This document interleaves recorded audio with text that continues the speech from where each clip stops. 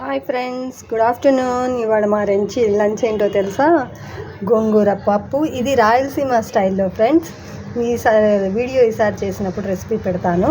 ఇది దోసకాయ పచ్చడి ముక్కలు, ఈ వంకాయ కాల్చి కారం పెట్టింది, వేడి వేడి అన్నం, చల్ల పెరుగు.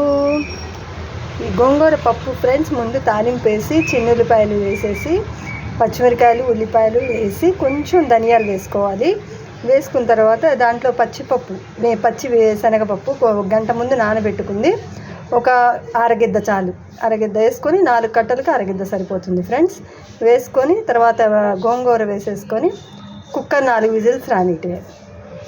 ఇది మామూలుగా విజయవాడ స్టైల్ గోంగూర పప్పు కాదు ఫ్రెండ్స్, ఇది వెరైటీ రాయలసీమ స్పెషల్, చాలా టేస్టీగా ఉంటుంది. ఒకసారి మీరు ట్రై చేయండి. దోసకాయ పచ్చడి ముక్కలు తెలుసు కదా ఫ్రెండ్స్, దోసకాయలు ముక్కలుగా కట్ చేసేసి పచ్చిమిరకాయలు చింతపండు ఉప్పు వేసి మిక్సీ పట్టేసి తాలింపు వేసేసుకోవటం, వంకాయలు కాల్చి కారం పెట్టుకోవటం.